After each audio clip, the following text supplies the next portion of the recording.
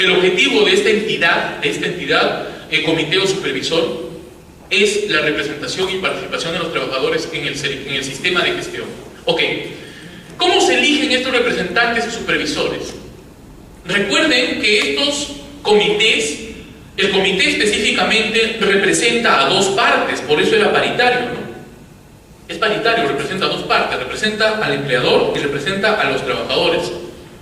Cuando acá dice cómo se eligen a sus representantes, se refiere específicamente a los representantes de los trabajadores.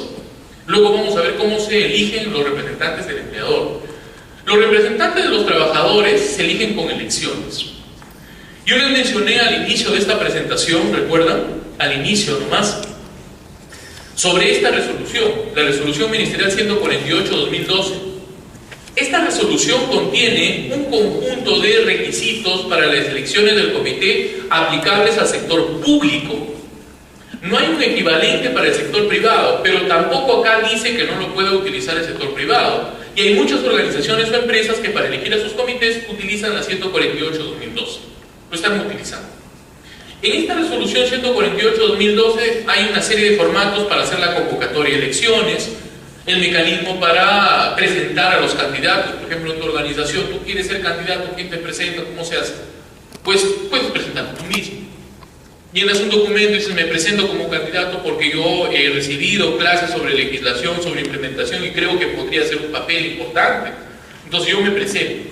Pero si de repente tú no quieres hacerlo porque eres tímido, existe el mecanismo de que convences a alguien que te presente o tú presentas a alguien. También se puede, ¿no? Entonces se presentan unas solicitudes, luego sale una lista de presentados, luego sale una lista de aptos porque se depura, ¿sí? Y luego se hacen las elecciones. Todo ese mecanismo que no voy a detallar paso a paso está acá, en la resolución 148/2012.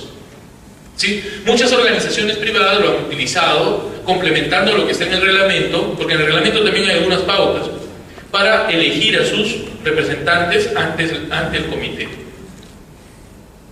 ¿Sí? Entonces, son los trabajadores quienes eligen a sus representantes ante el Comité de Seguridad, Salud y Trabajo o a sus supervisores de Seguridad, Salud y Trabajo. En los centros de trabajo en donde existen organizaciones sindicales, que dijimos que son pocas, ¿no? La organización más representativa convoca a elecciones del comité paritario. Acá no dice ya sindicato mayoritario, dice organización más representativa. Hay 3 sindicatos, uno de 400, uno de 300 y uno de 200, la que convoque la de 400, aunque no sea mayoritaria, ¿sí? La más representativa. ¿Y qué pasa si es mayoritaria? Pues la mayoritaria será la más representativa. ¿Qué pasa si hay varios mayoritarios? La que reúna más gente, la más representativa. En su defecto, si es que no hay sindicatos, es la empresa la responsable de la convocatoria. La mayoría de empresas de nuestro país no tienen sindicatos. Entonces, son los empleadores los que han hecho las convocatorias, son los que hacen la convocatoria para las elecciones. ¿Cuántos integrantes debe tener el comité? Mínimo 4, máximo 12. Mínimo 4, máximo 12. Si hablamos de que hay mínimo 4 en un comité, se supone que 2 serán representantes de los empleadores y 2 de la parte trabajadora, ¿no? ¿Qué pasa si hay 12? 6 serán del empleador, 6 del trabajador, de los trabajadores. Ahora, hay una aclaración acá con respecto a organizaciones de gran cuantía de trabajadores. Dice, a falta de acuerdo, el número de miembros del comité no es menor de 6 en los empleadores con más de 100 trabajadores.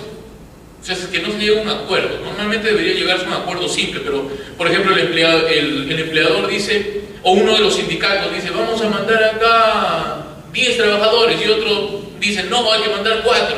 Entonces, a falta de acuerdo, que hay una ayuda. Cuando hay organizaciones con más de 100 trabajadores, se agrega al menos a 2 miembros por cada 100, con base en 6, ¿no? Hasta un máximo de 12 miembros. Este es un mecanismo de ayuda. La mayor parte de organizaciones colocan sus representantes o el número de representantes por acuerdo simple, o sea, no necesitan que les den orientaciones, pero ahí hay una ayuda. ¿Qué pasa cuando el empleador tiene varios centros laborales? Eso se responde en el artículo 44 del reglamento. Y esta es una figura muy frecuente, ¿eh? Porque nosotros tenemos múltiples organizaciones que tienen filiales, que tienen sucursales públicas, SUNAT, ¿no? RENIEC, SUNAR, bancos, el Banco de la Nación, por ejemplo, públicas, ¿eh? No voy a poner privadas, tengo un montón de privadas, ¿sí? ¿Qué pasa cuando el empleador tiene varios centros laborales? Aquí hay una cosa técnica. Se supone que, vamos a suponer que trabajas en el Banco de la Nación, o en la SUNAT, que tiene más trabajadores, ¿no? Hay riesgos, el comité es el que te representa. Entonces yo soy un trabajador de SUNAT, por ejemplo, y necesito tener representación. ¿Qué pasaría si hay un solo comité? Si hay un solo comité, posiblemente ese comité esté en Lima, ¿no? Entonces, ¿qué? Tengo que comunicarme con el de Lima, posiblemente ni lo conozca. SUNAT tiene ¿cuántos? Más de 8.000 trabajadores, creo. Posiblemente ni siquiera sé quién es, aunque he votado por él, posiblemente he votado, ¿no? Pero ni siquiera lo conozco. Entonces, ¿debería haber en ese tipo de instituciones comités en cada organización? Técnicamente es posible que sí, técnicamente, legalmente no. Legalmente dice, cuando el empleador cuente con varios centros de trabajo, cada uno de estos, miren, puede contar con un supervisor o con un subcomité de seguridad y salud en el trabajo en función del número de trabajadores. Puede, no está obligado. El Comité de Seguridad y Salud en el Trabajo coordina y apoya las actividades de los subcomités o del supervisor de seguridad y salud en el trabajo, de ser el caso. La elección de los miembros del subcomité de seguridad y salud en el trabajo está sujeta al mismo procedimiento previsto para el comité dentro del ámbito de su competencia. Pero no es obligado, o sea, no están obligados a cumplir con ese requisito. Entonces, eso es una cuestión que ha sido cuestionada en algunos ámbitos. Nosotros no la vamos a cuestionar, simplemente la estoy describiendo y ustedes pueden sacar sus propias conclusiones, ¿no? Algunos han cuestionado y dicen, oye, pero ¿de qué te sirve tener un comité en Lima y yo acá no tengo a quién quejar? Suena muy razonable. Pero, bueno, la ley no ha previsto exactamente esto. Si hubiera, quizá, como dicen, hubiera aumentado los costos en algún sentido, hacer elecciones. Bueno, no vamos a cuestionar eso. ¿Cuáles son los requisitos para ser integrante del comité? ¿Sí? Como representante de los trabajadores. Como representante de los trabajadores. Ser trabajador del empleador. En algún momento se empezó a decir tiene que ser un trabajador permanente, un trabajador en planilla. No. Nada que ver. Acá dice ser trabajador del empleador. Aunque seas trabajador del empleador, puede ser, ¿no? Incluso ha habido comentarios en este documento jurídico que es la Gaceta Jurídica, hace un par de meses atrás un comentario sobre esto, donde se mencionaba acerca de que cualquier trabajador puede ser miembro del comité. Tener 18 años de edad como mínimo y de preferencia, miren, de preferencia, no es obligatorio, es que no todas las organizaciones van a tener. De preferencia tener capacitación en temas de seguridad y salud en el trabajo o laborar en puestos que permitan tener conocimiento o información sobre riesgo laboral. Por ejemplo, las personas que están participando en estos cursos, estos diplomados, que luego obtienen una certificación con un respaldo universitario, podrían considerarse dentro de las personas con capacitación en temas de seguridad y salud en el trabajo, ¿no? Y podrían ser elegidos de forma preferente para ser miembros del comité, ¿no? Debería ser así porque ya conocen la legislación, saben cuáles son los requisitos, saben cuál es la organización, incluso para proponerse como miembros, ¿no? Ahora, si es que en la organización igual no existe nadie que tenga las capacitaciones, igual se tiene que elegir a alguien, porque esto es solo de preferencia, no dice tiene que ser, ¿no? Requisitos para ser integrante del comité como representante del empleador. Esa es otra cosa.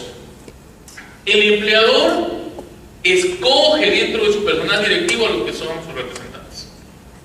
Escoge. Y también es él el que cumpla un año o medio año puede retirarlos y cambiarlos por otros. Entonces acá dice, el empleador conforme lo establezca su estructura organizacional, ya como es su organigrama, designa a sus representantes, titulares y suplentes ante el Comité de Seguridad y Salud entre el personal de dirección y confianza, ¿no? Para cumplir con esa característica de bipartito del comité, ¿no? El comité representa a dos partes. Elección de los representantes de los trabajadores. Esto está desarrollado ampliamente en el artículo 49, que esta vez ha sido modificado en el inciso D, así es que ahí lo vamos a comentar. Les decía, se han modificado 6 artículos y el inciso D del artículo 49 también se ha modificado. El inciso D del 49, lo vamos a ver en el 3022. Así es que esto lo voy a dejar para comentarlo ahí. Pero los demás incisos no se han modificado. Ahí está cómo se realizan las elecciones de los representantes de los trabajadores ante el comité. ¿Cuánto dura el tiempo en que ejerce sus funciones? Miren, dice mandato, dice el representante de los trabajadores. ¿Cuánto dura? La duración es de mínimo 1 año y máximo 2. O sea, pueden reelegirse. ¿Sí? Los representantes del empleador no es así. Los representantes del empleador ejercerán el mandato por plazo que el empleador determine. Si el empleador dice 3 meses, 3 meses. Si dice 4 meses, 4 meses. Pero los representantes de los trabajadores mínimo 1 año, máximo 2. ¿En qué circunstancias los representantes de los trabajadores pueden dejar de ser miembros del comité? Cuando se vence el plazo, se pasa el año, pasen los 2. Cuando injustificadamente inasistan a 3 sesiones consecutivas de su comité, por enfermedad físico-mental o por cualquier otra causa que extinga el vínculo laboral, por ejemplo, renunciar. Entonces uno de los trabajadores, si renunciaria, pues no forma parte del comité, ¿no? Ahí está. Los cargos vacantes, cuando alguien sale del comité, son suplidos por el representante alterno correspondiente hasta conclusión del mandato. Normalmente cuando se hace la elección del comité, por ejemplo, si son 4 personas, en realidad se designa 8. ¿Por qué? Porque los trabajadores presentan a 4 personas, 4. De las 4 votan por los 4 y los 2 más votados son los que pasan a ser miembros del comité y los 2 que quedan en orden de voto son los suplentes. En el caso del empleador, el empleador también presenta 4 y dice, estos 2 son mis representantes titulares y los que quedan son suplentes. En total hay 8, ¿verdad? Si alguno de esos renuncia, sale del comité, el cargo inmediatamente es suplido por el respectivo suplente. Así es la dinámica de esto. En caso de vacancia, el cargo de supervisor igual. Pero el supervisor no tiene suplente. Entonces acá hay una alternativa. En caso de vacancia del cargo de supervisor de seguridad, salud y trabajo, debe ser cubierto a través de la elección por parte de los trabajadores, ¿no? Entonces ahí se hace otra elección. Como ya sabemos que en el caso del supervisor la elección es un poco más simple, entonces es más fácil. Con respecto a lo del comité, bueno, hasta el momento pueden darse cuenta que con respecto al comité se ha ampliado bastante, se ha desarrollado bastante el tema en la legislación que tenemos. Bastante. Vamos a ver que ha sucedido algo distinto en el caso del servicio. Comentamos un momento.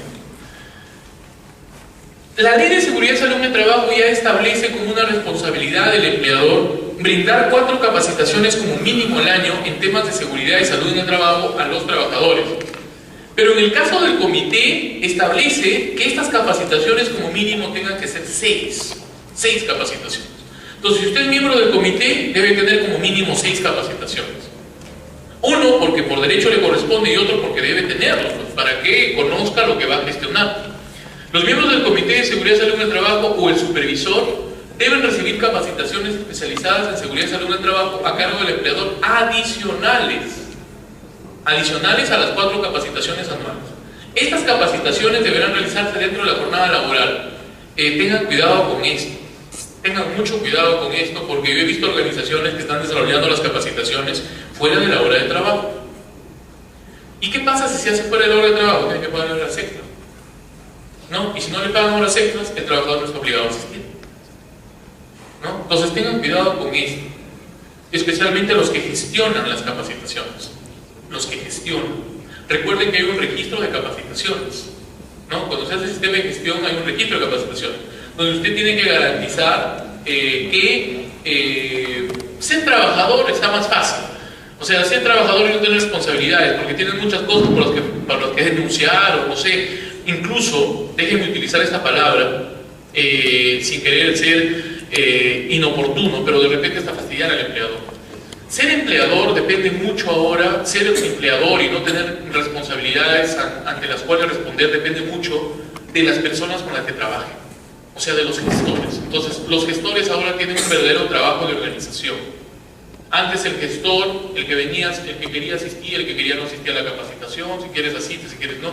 Las capacitaciones son registros obligatorios, entonces, si las personas no asisten, obviamente la organización tiene problemas, pero para que las personas asistan, tienen que realizarse en la jornada laboral, con la invitación correspondiente, etcétera, etcétera. Hay una serie de requisitos para esto, dentro de formalismos que se tienen que cumplir, y hay que tener cuidado con eso. He visto varias organizaciones que no lo están cumpliendo.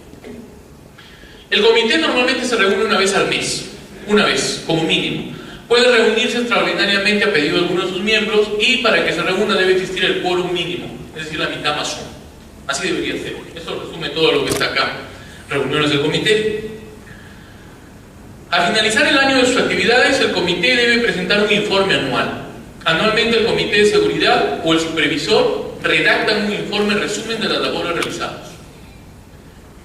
Licencias con goce de haber para representantes de los trabajadores ante el comité. Esto también ha sido modificado. Lo vamos a ver en la 30.222.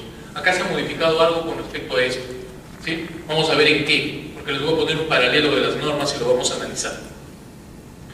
Bueno, acá viene información sobre cómo se instala, la información que debe tener sus actas. El comité tiene un presidente, un secretario y miembros. ¿Cómo se elige al presidente? Por consenso se dice, ¿no? O sea, cualquiera de ellos eligen a uno de ellos. El secretario es el que hace las labores administrativas, también se debería elegir por consenso, y los que quedan son los miembros, ¿no? ¿Cuáles son funciones del presidente? El presidente es el encargado de convocar, de presidir y dirigir las reuniones del comité. Debe tener perfiles de liderazgo. El secretario, competencias de liderazgo. El secretario está encargado de labores administrativas, debe tener competencias de ofimática, ¿no? Para que haga sus registros, para que redacte, ¿no? Son sus competencias, no necesita otras. En ningún caso estoy diciendo competencias de seguridad, salud en el trabajo. Los demás miembros aportan iniciativas propias sobre el personal del empleador para ser tratadas en las sesiones. El comité representa, permite la representación de los trabajadores. Yo soy trabajador en la empresa y veo que un vidrio está roto y en algún momento se puede caer en mi cabeza, yo lo comento. ¿A quién debería? Al comité, ¿no es cierto? Luego le digo al comité, miren este problema, y el comité lo va a gestionar. O sea, así debería ser. Esa debería ser la participación. ¿Cuáles son los objetivos del Comité de Seguridad y Salud en el Trabajo? ¿Para qué se ha hecho el comité? El comité se ha hecho para implementar, el comité se ha hecho para gestionar, el comité se ha hecho para vigilar. El comité tiene por objetivos promover la salud y seguridad del trabajo, asesorar y vigilar el cumplimiento de lo dispuesto en el Reglamento Interno de Seguridad y Salud en el Trabajo. Esta palabra asesorar hay que analizarla bien, porque el comité no está constituido por personas, obligatoriamente por personas con formación técnica. Entonces, no está constituido por personas con formación técnica, ¿cómo va a asesorar? Se refiere a otra cosa: asesorar a los trabajadores. Recuerden que el comité ya recibe más capacitaciones, el comité está en contacto con el servicio de seguridad, el comité está en contacto con el empleador. Entonces el comité es quien puede asesorar al empleador común y terrenal de las cosas que debe y no debe hacer. A eso se refiere, por si acaso. Entonces, esta palabra la hemos analizado. Favoreciendo el bienestar laboral y apoyando el desarrollo. Pero lo que viene después, este es el objetivo. Lo que viene después son sus funciones. Sus funciones están muy ampliamente desarrolladas en este artículo 42 del reglamento. Son bastantes, pero todas giran en torno a una palabra. Miren: conocer los documentos e informes relativos de las condiciones de trabajo. Dice conocer, no dice elaborar. Conocer. Aprobar el reglamento interno. Aprobar, no hacer. Yo tengo personas que son miembros del comité que me llaman y me dicen: doctor, disculpe, me están pidiendo que haga el reglamento y no sé cómo hacerlo. Tú eres parte del servicio. No, soy parte del comité. El comité no hace el reglamento. No, pero me han dicho que lo tengo que hacer porque los comités hacen. El reglamento no es hecho por el comité, por dos razones. Uno, porque la ley no lo dice, y en segundo lugar, porque si lo hacen sería un conflicto de intereses, porque ellos lo aprueban. Yo no puedo aprobar algo que yo he hecho, ¿no? Y hay un conflicto de intereses. ¿Y quién lo hace? Además, tercera razón: el reglamento interno tiene que ser hecho por una entidad técnica, por alguien que sepa. El comité no está obligado a saber, entonces no debería ser, ¿no? Aprobar el programa anual de seguridad y salud en el trabajo, igual dice aprobar, no dice hacer. El programa anual también lo hace una entidad técnica, ¿no? Conocer y aprobar la programación anual del servicio. El servicio es la entidad técnica. Yo les dije hace un momento, son tres elementos: empleador, comité, servicio de seguridad y salud en el trabajo. Aquí aparece, miren, este servicio. Conocer y aprobar la programación anual del servicio de seguridad y salud en el trabajo. Quiero que lo recuerden bien porque hay una modificación con respecto a eso en la 3022 que lo vamos a conversar. No en este artículo, no, sino en lo que se refiere al servicio. Participar en la elaboración, aprobación, puesta en práctica y evaluación de las políticas, planes, programas de promoción de los... Miren, participar, dice. Quien lo hace es el servicio, es la entidad técnica. Aprobar el plan anual de capacitación, aprobar, quien lo hace es el servicio. Promover que todos los nuevos trabajadores reciban una adecuada formación, instrucción y orientación sobre prevención de riesgos. Claro, ¿no? Vigilar miren esta palabrita, vigilar el cumplimiento de las leyes, de las normas internas, de las especificaciones técnicas de trabajo relacionadas con la seguridad y salud en el lugar de trabajo, así como el reglamento interno de trabajo, el RIS. Asegurar que los trabajadores conozcan reglamentos, instrucciones, etc. Promover el compromiso, la colaboración y participación activa de todos los trabajadores. Realizar inspecciones periódicas en las áreas administrativas. Miren, yo les decía hace un momento, el comité no es implementador, pero ayuda a la implementación. El comité no es auditor, pero ayuda a la auditoría. Considerar las circunstancias e investigar causas. Verificar el cumplimiento y eficacia de sus recomendaciones. Hacer recomendaciones apropiadas para el mejoramiento de condiciones y medio ambiente de trabajo, etcétera, ¿no? Por ahí hay más, etcétera, ¿no? Realizar inspecciones. Verificar cumplimiento y eficacia de sus recomendaciones. Es la misma, ¿no? Aparecen acá. Colaborar con los servicios médicos y primeros auxilios. Colaborar. Supervisar a los servicios de seguridad, salud en el trabajo. Esta expresión me parece que ya va quedando clara en nuestras cabezas. Servicios de seguridad, salud en el trabajo es el segundo elemento.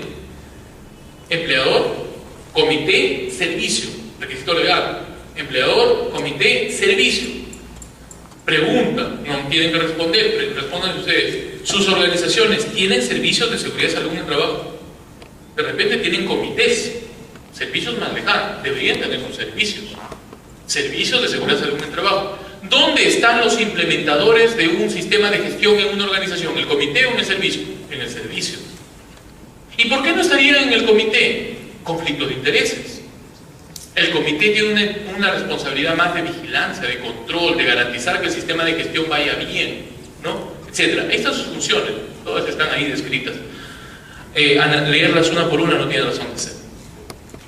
Facilidad de los representantes y supervisores. Acá había una modificación, por eso está en rojo. Recuerden que le dije todo lo que son modificaciones lo he puesto en rojo, pero lo vamos a ver luego cuando hagamos el paralelo de las dos normas para terminar la conversación de hoy. Autoridad, importante. Autoridad. ¿Recuerdan hace un momento que la ley incluso ha utilizado la palabra mandato? Tiempo en que dura el mandato del comité. ¿Y por qué habla de mandato? Habla de mandato porque el comité tiene autoridad. Esta autoridad es dada por la ley, esto no ha sido modificado. El comité de seguridad y salud, el supervisor y todos los que participan en el sistema de gestión de la seguridad y salud en el trabajo cuentan con la autoridad que requieren para llevar a cabo adecuadamente sus funciones. Asimismo, se les otorga distintivos que permiten a los trabajadores identificarlos. O sea, son personas empoderadas dentro de la organización. ¿Sí? La autoridad les ha otorgado la ley, o sea, tienen autoridad. Si ellos dicen en algún momento que no se están cumpliendo la implementación del sistema de gestión, eso puede generar grandes problemas a la organización, porque tienen autoridad validada por la ley, ¿no? Entonces hay que tener cuidado con eso. Reglamento interno de seguridad y salud en el trabajo es un documento. Las empresas con 20 o más trabajadores elaboran su reglamento interno de seguridad y salud en el trabajo, el cual se entrega bajo cargo, ¿no? Yo he visto, esto está bien, eso forma parte de múltiples normas, incluso está mencionado en OSAS dentro de la parte correspondiente a la planeación, el 4.3. El 4.3 tiene un capítulo donde se habla de el reglamento, ¿no? Y los programas. Y este reglamento interno de seguridad y salud en el trabajo, por ejemplo, ha sido mal entendido en minas. Tú entras a trabajar en una mina y te dan el DET del 0.55, ¿no? Es como si tú entras a trabajar a cualquier empresa en este momento y te imprimen la ley de seguridad y salud en el trabajo y su reglamento. Pues esto se aplica a todo el país, el 0.55 se aplica a todas las minas, pero cada empresa tiene que tener su propio reglamento, ¿no? Porque he vivido un montón de minas, si entras a trabajar en la mina, te dan el 0.55. Tranquilo y brillo, ¿no?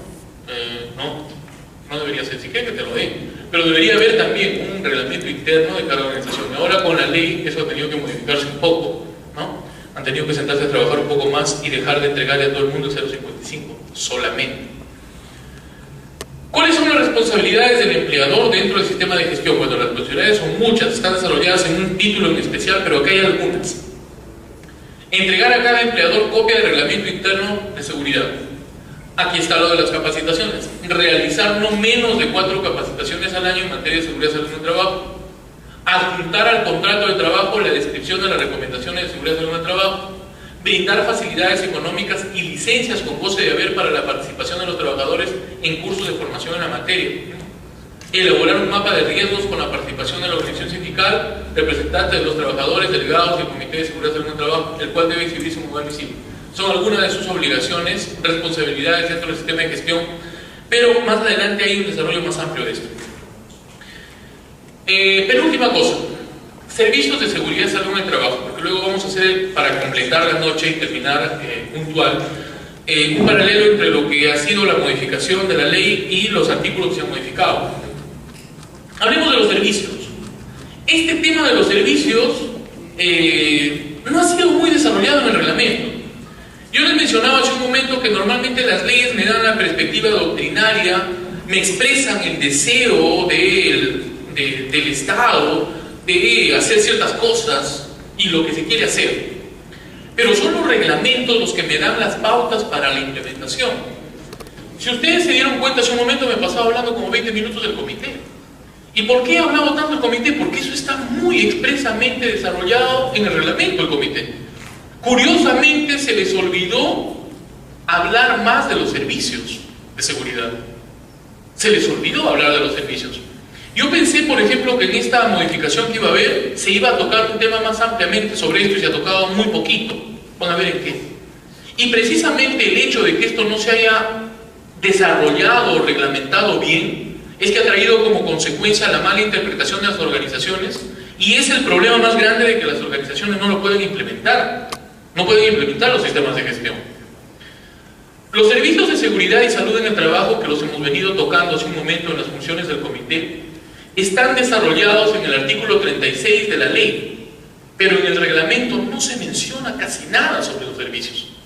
Entonces no se dice, por ejemplo, qué personas lo constituyen, qué características debe tener, dónde debe estar, no dice que esta es el área que implementa, o sea, dice muy poco. Las empresas no lo conocen. Esto que está acá es lo que está en este artículo 36 y no hay nada más.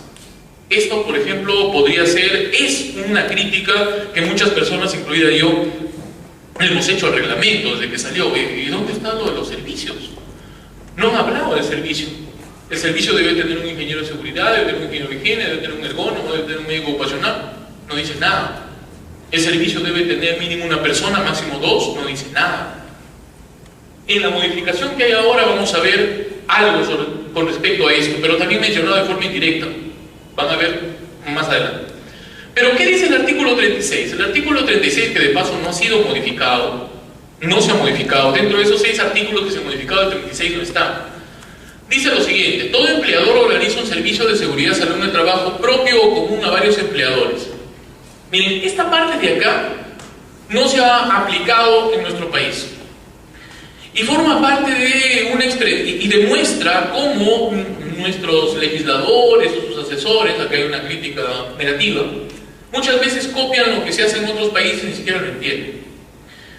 Esto de acá se ha observado en países como Alemania, por ejemplo. Alemania es un país desarrollado, ¿no?, que tiene múltiples empresas familiares. Múltiples empresas familiares. Bastantes. Algunas de esas empresas familiares se han hecho tan grandes que han sobrepasado sus fronteras y han llegado a nuestros países, como Motocumus, no sé, otras empresas, ¿no? Cerveceras. Pero hay empresas chiquitas que siguen siendo familiares, o sea, empresas que fabrican semanalmente un cilindro de cerveza, nada más. Y ustedes dirán, pero de eso viven, porque ese cilindro de cerveza lo venden a Noruega, donde solamente viven gente rica, y ese cilindro de cerveza cuesta $1 millón o $2 millones. Ese cilindrito de cerveza muy especial. Y esa empresa tiene 6 o 7 trabajadores, no tiene más. O a veces tiene 5. Son empresas chiquitas. Estas empresas pequeñas se reúnen entre varias empresas, por ejemplo, empresas de 2 o 3 trabajadores se reúnen entre 20 empresas, 30 empresas, y entre las 30 empresas se pagan un servicio de seguridad. Ese servicio de seguridad tiene un ingeniero de higiene, tiene un ingeniero de seguridad, tiene un ergónomo, tiene un médico, tiene un enfermero, psicólogo. Pero son 30 empresas las que pagan eso. Eso se ve en Alemania, se ve en otros países de Europa, ¿sí? Y eso lo han querido poner acá y me parecía muy bueno. Hubiera sido una solución a tanta empresa chiquita. Por ejemplo, acá mañana es el día del pollo a la brasa. Que lo pasen bonito. No, mañana es el día del pollo a la brasa. Entonces, las pollerías podían haberse reunido 20 pollerías, 30 pollerías. Las pollerías tienen pocos trabajadores, ¿no? Las pollerías se quejan, ¿no? Oye, ¿cómo vamos a implementar nuestro servicio de seguridad? ¿Que quieren que contratemos médicos, ingenieros? Jamás, pues, ¿no? Hay que quejarnos, ¿no? Según este mecanismo, las 20 pollerías, 30 pollerías deberían de haberse organizado con ayuda del Estado y juntas contratar un solo servicio.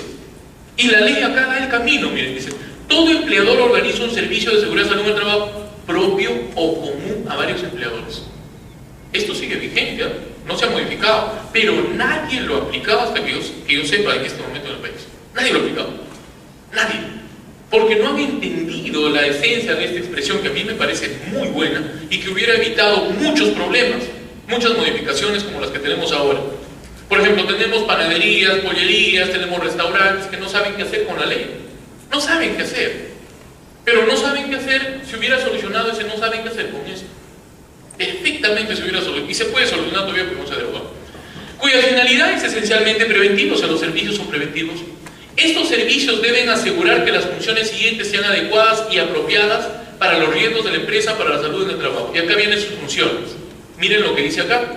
Identificación y evaluación de riesgos, IPE. Eso es técnico. Vigilancia de los factores del medio ambiente de trabajo y de las prácticas de trabajo que puedan afectar a la salud de los trabajadores.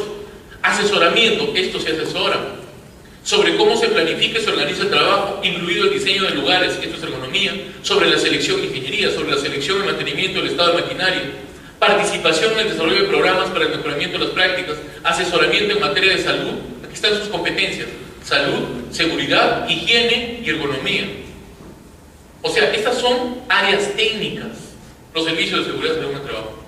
La mayor parte de empresas ha implementado buenos comités y eso está bueno. Pero no han implementado servicios porque como no se ha reglamentado, no han sabido de qué se trata. No saben de qué se trata. Y peor aún, ¿sí? Como diría la Biblia, ¿no? Vivían felices los peruanos hasta que apareció Satanás. ¿Y quién era Satanás? Las clínicas ocupacionales. Porque por un buen tiempo, yo trabajo en una clínica ocupacional por si acaso, por un buen tiempo, las clínicas ocupacionales varias, yo no sé por qué, o malentendieron las cosas, o quisieron hacer negocio, no sé qué pasó, pero le engañaron a muchas empresas que ellos eran esto. Yo soy sobre empresas, bastantes empresas de diferentes rubros, y a mí me han llamado, sin exagerar, porque incluso lo tengo anotado, 102 empresas en estos años a decirme, doctor, ¿es cierto que los servicios de seguridad salud en el trabajo son las clínicas? No, no es cierto. No, pero a mí me ha dicho que sí, porque ellos son los que hacen la vigilancia de la salud de los trabajadores, son los que pueden ir a la empresa y enseñar a los trabajadores. Al momento del examen médico hacen todo esto según ellos. O sea, al momento del examen médico le enseñan a los trabajadores cómo identificar sus riesgos, los asesoran sobre planificación y organización del trabajo. Todo esto lo hacen al momento del... Es imposible, o sea, eso no existe. Eso es una mentira, es una falacia, es una burda mentira. No, no es verdad. 102 empresas me han dicho eso. Y supongo que las que me han preguntado, las demás se lo han creído.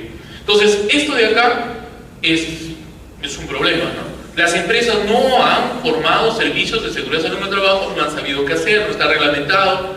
Pensamos que en la ley que iba a salir esto iba a estar mejor estructurado. Tenemos la esperanza que en su reglamento lo esté, pero parece que no va a ser así. Pero esperemos ese reglamento. Estos son los servicios, ¿sí? Ok, con estos servicios, ahora quiero mostrarles un paralelo entre lo que acaba de salir, la 3022, para acabar puntual. Bueno, por este lado está la ley 29.783, la que se publicó en el 2011, y por este lado está la 3022. Y voy a poder hacer ese paralelo porque es una ley muy cortita, solamente tiene 3 artículos. Y en esos 3 artículos van a ver que hay 7 modificaciones a la otra ley y vamos a analizar cada modificación por separado, ¿sí? Si esta conversación hubiera sido hace 2 semanas, no hubiéramos podido hacerlo, ¿no? Porque la ley ha salido el 11 de julio, o sea, el viernes pasado, ¿no? Entonces, esta ley 3022, esta es la ley que se publicó el 11 de julio, la ley 30222, y se llama así, ley que modifica la ley, es muy peruano, ¿no? Ley que modifica la ley 29.783, ley de seguridad y salud en el trabajo, ¿no? La ley. Esta ley tiene 3 artículos, 3.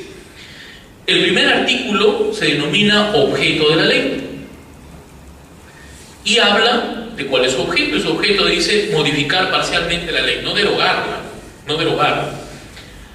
La presente ley tiene por objeto modificar diversos artículos de la Ley de Seguridad y Salud en el Trabajo, Ley 29.183, ¿con qué finalidad dice que lo hicieron?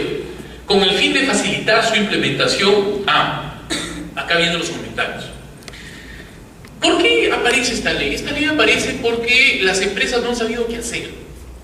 No han sabido qué hacer. Y no han sabido qué hacer por dos razones. Uno, porque en el país hay pocos implementadores. Dos, porque hay algunos que no saben que son implementadores, pero lo son. Y tres, porque hay un gran número de personas que no saben implementar, no saben asesorar, pero se han denominado asesores y han asesorado mal a las empresas.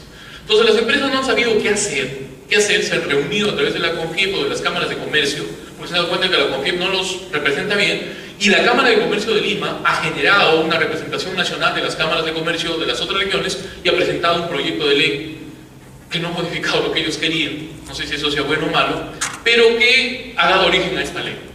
Amparados ¿en qué? En que las empresas pequeñas, debido a la ley 29.183, no podían avanzar y por lo tanto iba a disminuir la productividad del país.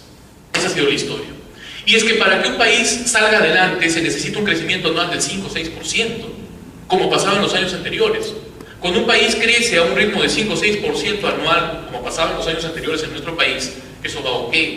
Pero sucede que en este momento nuestro crecimiento ha bajado a 3, 2 puntos y tantos.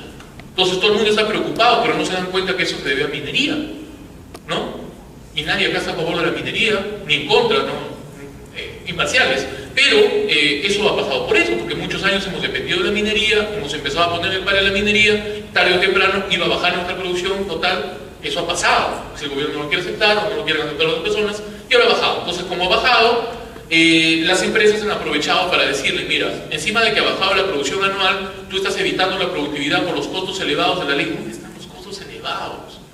Tú estás evitando, ¿no? Y el gobierno ha tenido que ceder un poco y ha puesto eso ahí, ¿no? Miren, facilitar la implementación. ¿En qué facilitar la implementación? Lo vamos a ver en qué, ustedes dicen en qué se encuentran algo. Facilitar su implementación manteniendo el nivel efectivo de protección de la salud y la seguridad y reduciendo los costos para las unidades productivas y los incentivos a la informalidad. O sea, al gobierno le han dicho, mira, si tú sigues aplicando la ley de seguridad y salud en el trabajo, disminuye la productividad, baja aún más de lo que está. En segundo lugar, la informalidad va a seguir creciendo. Y en tercer lugar, nos cuesta demasiado, nos bajan un poco, nos cambia algunas cosas. Es el objetivo, para eso ha salido esto. No creo que cumpla el objetivo. Particularmente no lo creo. El artículo 2, y acá viene lo que vamos a analizar. Artículo 2. Modificación de los artículos 13, 26, 28, 32, inciso D del 49, 76 y la cuarta disposición complementaria modificatoria. Eso es lo que dice. Ahora, vamos a ubicar estos artículos, empezando por el 13, en la ley que se acaba de modificar. Y vamos a ver qué decían esos artículos, para compararlo con lo que dice ahora. Ese es el mecanismo que vamos a seguir. Y vamos a poder hacer eso, como les dije hace un momento, porque son pocos, no son muchos. Aquí está el artículo 13. El artículo 13 decía esto, recuerden que le dije, está con respecto a los consejos regionales, y ahí en la hoja lo pusimos en rojo. Objeto y composición de los consejos regionales. Bueno, los consejos regionales tienen una estructura de composición que está determinada en este artículo 13. Lo que se ha cambiado es solamente el inciso, el literal D. Solo el literal D. Antes decía, 3 representantes de los gremios de empleadores de la región a propuesta de la Confederación Nacional de Instituciones Empresariales Privadas, CONFIEP. No les ha gustado mucho la participación de la CONFIEP a las cámaras de comercio. Ahora dice, 3 representantes de los empleadores de la región, de los cuales uno es propuesto por la Confederación Nacional de Instituciones Empresariales Privadas, CONFIEP, 2 por las cámaras de comercio de cada jurisdicción o por la Cámara Nacional de Comercio, Producción, Turismo y Servicios, ¿sí? Perú Cámaras, y 1 propuesto por la Confederación Nacional de Organizaciones de las MIPE, según se especifique en el reglamento. O sea, acá dice que va a haber un reglamento después sobre esto. No, esperemos el reglamento. Pero ahí está, miren, ya entran, entonces va a haber representantes ya no solo de la CONFIEP, sino de las cámaras de comercio. Cámaras de comercio, me parece bueno, porque las cámaras de comercio son más cercanas a las empresas, ¿no? puedes acercar a la Cámara de Comercio y proponer algunas cosas. Es el artículo 13. Gran cambio, no es gran cambio. Artículo 26, el otro que se ha modificado. Miren, el artículo 26, acá viene lo que les había comentado de los sistemas de gestión. Acá. Bueno, el artículo 26 está en la parte inferior de la ley como título, pero el cuerpo, miren, acá está el artículo 26, acá. Liderazgo del sistema de gestión de la seguridad y salud en el trabajo. El cuerpo está en el otro lado, así es que vamos a subir acá, acá, y vamos a ver qué dice y se van a dar cuenta que no ha cambiado mucho. No ha cambiado la gran cosa. El sistema de gestión de la seguridad y salud en el trabajo, recuerdan que el concepto de liderazgo es un concepto sacado de los sistemas de gestión. El sistema de gestión de la seguridad y salud en el trabajo es responsabilidad del empleador, ¿sí? Quien asume el liderazgo y compromiso de estas actividades en la organización. El empleador delega las funciones y la autoridad necesaria al personal encargado del desarrollo, aplicación y resultados del sistema de gestión de la seguridad y salud en el trabajo, quien rinde cuentas de sus acciones al empleador o autoridad competente. Ello no lo exime de su deber de prevención y de ser el caso de resarcimiento. El empleador lidera el sistema de gestión, le delega a alguien, pero ese alguien no lo exime de su responsabilidad. Vamos a ver lo que dice ahora. El artículo 26 dice algo muy parecido, solamente le han agregado algo. Solo le han agregado algo. El sistema de gestión de la seguridad y salud en el trabajo es responsabilidad del empleador, dice lo mismo. Quien asume el liderazgo y compromiso de estas actividades en la organización, dice lo mismo. El empleador delega las funciones y la autoridad necesaria al personal encargado de desarrollo, aplicación y resultados del sistema de gestión de la seguridad y salud en el trabajo. Sería el servicio, ¿verdad? Sí, dice lo mismo. Quien rinde cuentas de sus acciones al empleador o autoridad competente. Ello no lo eximen de su deber de prevención y de ser el caso de resarcimiento. Esto sigue igual. Le han agregado una cosita. Sin perjuicio del liderazgo. Esa expresión sin perjuicio, ¿qué significa? Significa que el liderazgo se sigue manteniendo. O sea, no perjudica el liderazgo. ¿De acuerdo? O sea, el liderazgo está igual y la responsabilidad igual. Sin perjuicio del liderazgo y la responsabilidad que la ley asigna, los empleadores pueden suscribir contratos de locación de servicios con terceros, regulados por el Código Civil para la gestión, implementación, monitoreo y cumplimiento de las disposiciones legales y reglamentarias sobre seguridad y salud en el trabajo, de conformidad con la Ley 29 y el Decreto Legislativo 1038, que es de contrataciones. La historia parte por acá. Lo que pasa es que los empleadores se quejaban de que les iba a salir muy caro en la planilla contratar médicos, ingenieros de higiene, ingenieros de seguridad. Se quejaban de eso. Pero no les han cambiado eso. Les han dicho que si quieren los contratan o si quieren contratan con terceros. O sea, a final de cuentas no ha cambiado. No ha cambiado. Es como el ejemplo que les puse hace un momento, ¿no? Yo no quiero presentar la tesina, me voto al profesor, pero resulta que el profesor que me contrata me pide la tesina. O sea, quisieron lograr algo y al final hicieron algo, pero no lo lograron. O sea, yo no le veo el cambio acá, ¿no? Porque si ustedes recuerdan el artículo 36, ¿qué decía? ¿No? El artículo 36 dice, tiene que haber un servicio de seguridad en el trabajo propio o común a varios empleadores. Lo único que le han agregado ahora es que puede ser propio, puede ser tercerizado. O sea, tú lo puedes tercerizar, contratar una empresa. Ojo, para todos los que están acá, oportunidad de negocio. Aquí hay una oportunidad de negocio, ¿no? ¿Por qué? Porque tú puedes poner una empresa dedicada a eso, ¿no? Sí, entonces, eso es muy bueno. Pero también, primero hay que aprender.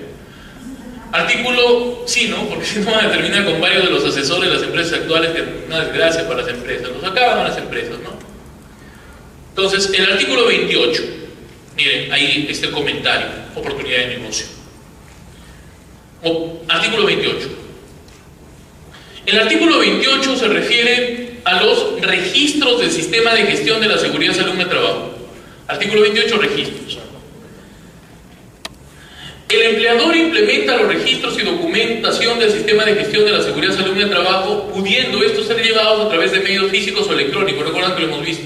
Estos registros y documentos deben ser actualizados y a disposición de los trabajadores y de la autoridad competente, respetando el derecho a la confidencialidad. Eso no ha cambiado.